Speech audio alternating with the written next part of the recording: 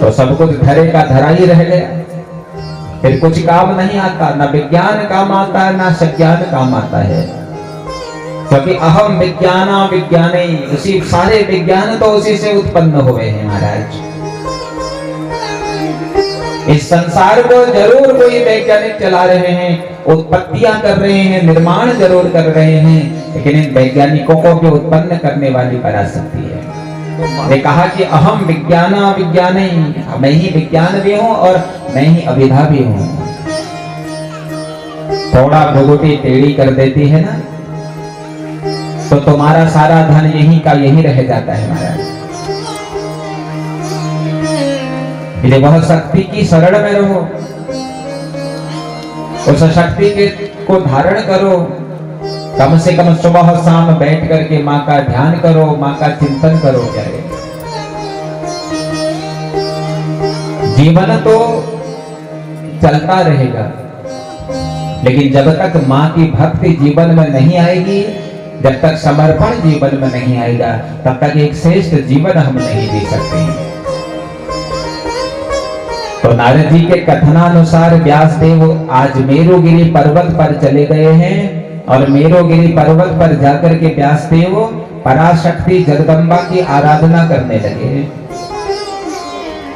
और यहाँ पर सौनकादि ऋषियों के मध्य में जो सूत जी महाराज विराजमान हैं, उन्होंने कथा को मोड़ दिया और हयग्रीव अवतार की कथा को प्रारंभ करने लगे कि कदाचिदारुणं युद्धं कृत्वा देव सनातन 10 वर्ष सहस्राणि तारिसन्ते जनार्दनः। एक समय की बात है, 10,000 वर्ष युद्ध करने के बाद, सारे असुरों का उद्धार करने के बाद हमारे नारायण जब थक गए महाराज, तो एक एकांत में पहुंचे और एकांत में पहुंच करके मेरे गोविंद ने अपने धनुष को निकाला और धनुष पर प्रचंचा चढ़ाई और उसी को सिराना बना करके सो गए। धनुष को ही सिराना बनाया और उसी को भगवान सो गए महाराज। थक गए थे, शरीर से थकान हो गई थी, एकांत में पहुंचे और एकांत में भगवान सोने लगे। और इधर देवताओं के मन में विचार आया महाराज की यज्ञ करना चाहिए। ये यज्ञ के बड़े फायदे हैं महाराज, आगे आप लोग सुनोगे अभी, लेकिन फिर भी कुछ अंश आपको सुना देता हूं कि यज्ञ के कितने फायदे हैं। यज्ञात् भवति पारजन्य, जब हम यज्ञ करते हैं तो पारजन्य भगवान प्रसन्न होते हैं और बारिश होती है, उससे खेती उगती है और हम सब का पालन पोषण होता है। ये यज्ञों की बड़ी महत्वता है। पहले से समय समय पर यज्ञ हुआ करते थे तो ऐसी महामारियां समाज में नहीं आती थी, क्योंकि जब हम यज्ञ करते हैं, यज्ञ से जो धुआं निकलता है, ये धुआं हमारे वायुमंडल में मिलता है और वायुमंडल में जो छोटे छोटे कीटाणु पल रहे होते हैं, जो बैक्टीरिया पल रही होती है, वो बैक्टीरिया समाप्त हो जाती है। ये यज्ञ कोई साधारण नहीं है। यज्ञ के बड़े लाभ है महाराज। जिस क्षेत्र में यज्ञ होता है, जिस क्षेत्र में भगवान के निमित्त हम यज्ञ करते हैं, स्कंद पुराण में भगवान कह रहे हैं नारद जी से कि नारद, जिस क्षेत्र में समय समय पर यज्ञ होते हैं, मैं उस क्षेत्र को कभी छोड़कर नहीं जाता, मैं वहीं पर विराजमान हो जाता हूं, क्योंकि यज्ञ को नारायण कहा गया है। और जहां जहां यज्ञ होते हैं बंधुओं, वहां वहां नारायण आ जाते हैं। और केवल नारायण अकेले नहीं आते हैं, साथ में लक्ष्मी को भी लेकर के आते हैं। बोलो लक्ष्मी नारायण भगवान की।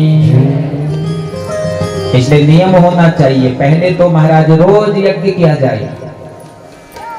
रोज न कर सको तो कम से कम 15 दिन में एक यज्ञ हो।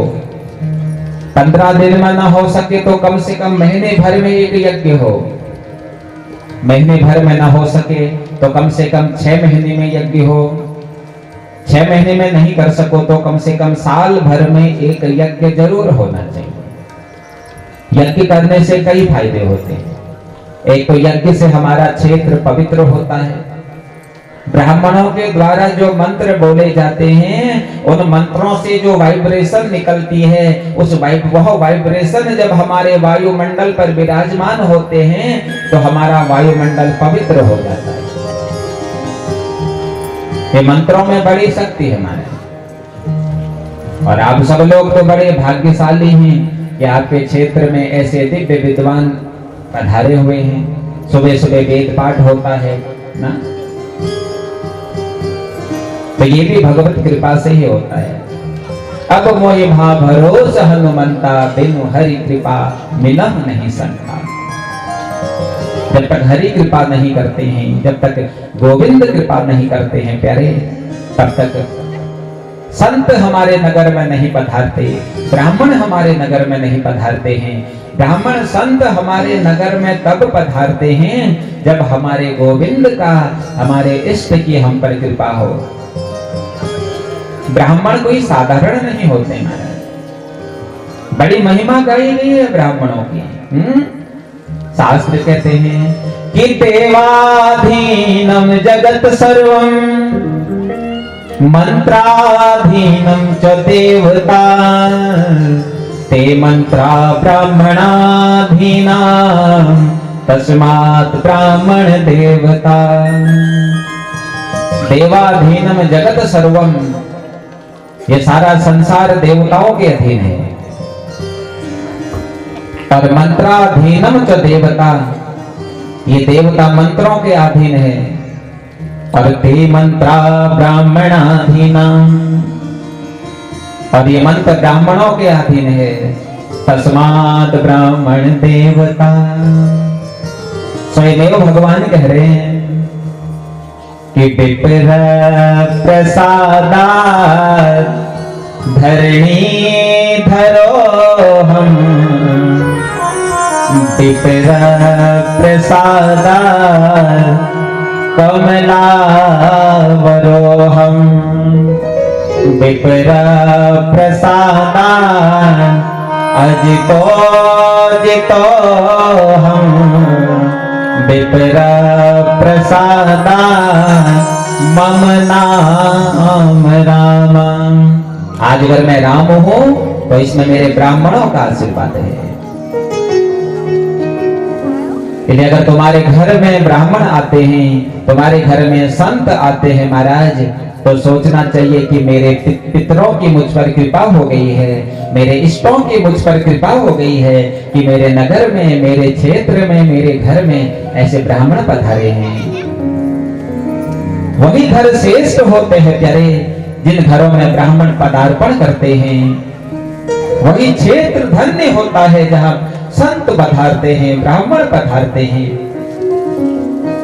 और एक बात बताएं बंधुओं, संसार में कई लोग हैं, लेकिन मेरी मां चयन उसी का करती है जो मां का बड़ा प्यारा होता है ना।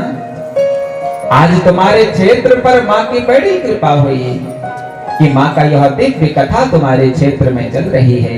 प्रातः काल यहाँ पर यज्ञ हो रहा है, यहाँ पूजन हो रहा है, यहाँ कथा हो रही है। एक और यज्ञ चल रहा है, एक और ज्ञान यज्ञ चल रहा है, एक और गंगा बह रही है, एक और सरस्वती बह रही है, और मध्य में हम सब विराजमान हैं। तो ये भी परम सौभाग्य है। यज्ञ जब होते हैं प्यारे, इस यज्ञ से हम सब का कल्याण होता है। कल्याण करने के लिए ही यज्ञ किए जाते हैं। देवताओं के मन में विचार आया कि हमें यज्ञ करना चाहिए। सारे के सारे देवता जब वैकुंठ पहुंचे, लेकिन वैकुंठ में भगवान नहीं मिले। सबने आंखें बंद करी, एकांत के दर्शन हुए, और सारे के सारे देवता एकांत में पहुंचे। और जब एकांत में पहुंचे, एकांत में पहुंच करके सारे देवताओं ने भगवान नारायण को जगाने का प्रयास किया। एक बार सोचने लगे महाराज, जो सोया है उसको जगाना नहीं चाहिए। देखो, एक बात याद रखना, कभी भी किसी सोए हुए व्यक्ति को जगाना नहीं चाहिए। कोई सो रहा हो उसको जगाना नहीं चाहिए, जघन्य अपराध है। लेकिन दो लोगों को उठाने में कोई अपराध नहीं होता। पहला चौकीदार, जो चौकीदार होता है ना, अगर वो चौकीदार सो रहा हो तो उसकी नींद तोड़ने में, उसको जगाने में कोई अपराध नहीं लगता। और दूसरा विद्यार्थी को जगाने में भी कोई अपराध नहीं है। अन्य कोई शयन कर रहा हो उसको जगाना जघन्य अपराध है। सब लोग सोचने लगे कि नारायण सोए हुए हैं, अगर हम नारायण को जगा दें तो हम पर अपराध लगेगा, हम पर कलंक लगेगा। लेकिन फिर मन में विचार आया, हम अपने स्वार्थ के लिए नहीं जगा रहे हैं, हम तो परमार्थ के लिए जगा रहे हैं। क्योंकि यज्ञ अगर हम कर रहे हैं तो इस यज्ञ से केवल हमारा ही कल्याण नहीं होगा, यज्ञ से समस्त परिकर का कल्याण होगा। ऐसा मन में विचार बनाया। लेकिन भगवान को उठाएं तो उठाएं कैसे महाराज? और तभी एक बर्मी नाम का कीड़ा सामने दिखा। बर्मी नाम का कीड़ा सामने दिखा और बर्मी कीड़े से कहा, भैया नारायण की प्रशंसा को काट दो। अब बर्मी किसे कहते हैं? बर्मी कहते हैं दीमक को। इस बर्मी कीड़े से कहा कि भगवान के धनुष की प्रशंसा काट दो। तो बर्मी कीड़ा कहता, भैया अगर मैंने प्रशंसा काट दी, कहीं ऐसा ना हो कि प्रशंसा कटने के साथ साथ जब ये धनुष से बाण निकलेगा, कहीं ऐसा ना हो कि इस बाण के साथ साथ नारायण का सर भी धड़ से अलग हो जाए। और एक बात बताओ मुझको, इस प्रशंसा को काट करके मेरा क्या फायदा होगा, मेरा क्या लाभ होगा? तो तब सबने कहा, देखो जब हम यज्ञ करेंगे ना, यज्ञ करते समय यज्ञ कुंड से बाहर जो सामग्री गिर जाएगी उस सामग्री पर तेरा अधिकार होगा। इसलिए जब हम यज्ञ करते हैं, यज्ञ करते समय जब जो सामग्री यज्ञ कुंड से बाहर गिर जाती है तो कई लोग क्या करते हैं, उसको झाड़ करके फिर यज्ञ कुंड में ही डाल देते हैं। ऐसा कभी मत करो। वो